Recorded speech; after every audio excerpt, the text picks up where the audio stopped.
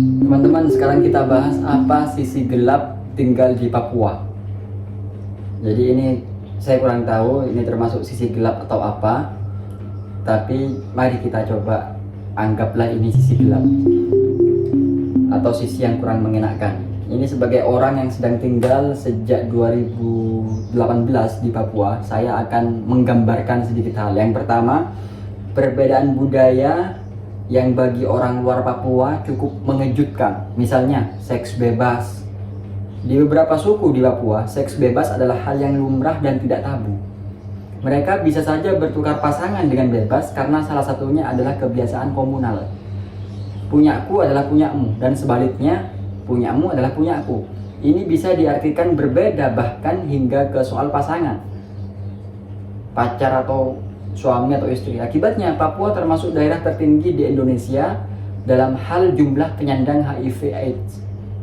Yang kedua, kesenjangan sosial, utamanya antara pendatang dan orang asli Papua. Pendatang punya kemampuan berniaga yang lebih bagus, sehingga perlahan-lahan mereka bisa mengumpulkan uang lebih banyak daripada orang Papua asli.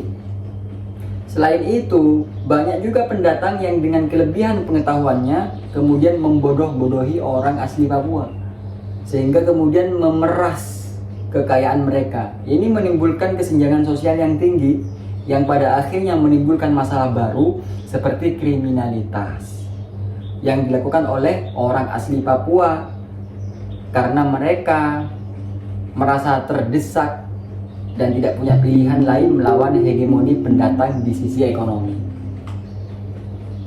Perjalanan panjang dari kesenjangan sosial ini, termasuk ekonomi dan pengetahuan, itu menimbulkan resistensi dari sebagian orang asli Papua. Karena frustasi, banyak juga orang asli Papua yang memilih jalan kekerasan dengan melawan para hegemoni pendatang, termasuk bergabung dengan gerakan separatis yang mengincar para pendatang. Akhirnya muncul kriminalitas nih, gara-gara kesenjangan sosial itu tadi. Keamanan menjadi isu yang sangat sensitif di Papua. Pengalaman mengunjungi banyak tempat di pedalaman Papua, keamanan selalu menjadi tantangan terbesar. Di sana sangat rawan sekali. Kemungkinan bertambah KKB besar sekali. Kekhawatiran menjadi korban penculikan, apalagi pembunuhan, tentu juga sangat besar.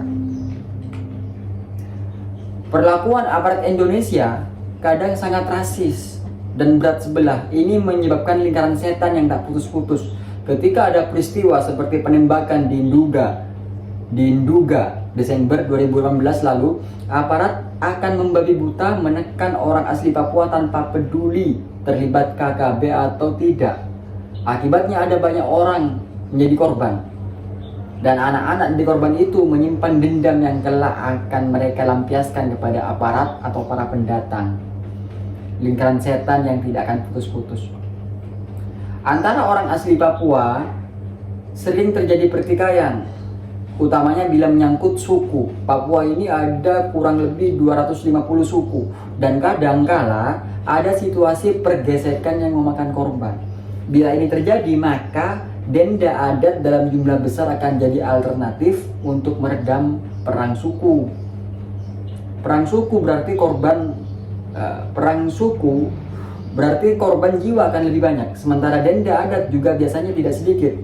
Sebuah kasus di Sorong antara suku Moi dan Ayamaru membuat pemerintah kota Sorong harus mengeluarkan dana kira-kira 3 miliar demi mencegah pertikaian antar suku yang memakan korban lebih besar. Jadi mungkin itu saja sisi gelap di Papua yang saya tahu sejak 2018 tinggal di sana. Nah itu, jadi bagaimana keadaan Papua saat ini, mungkin teman-teman lebih update, boleh sampaikan di kolom komentar. Semoga perdamaian menyertai kita semua.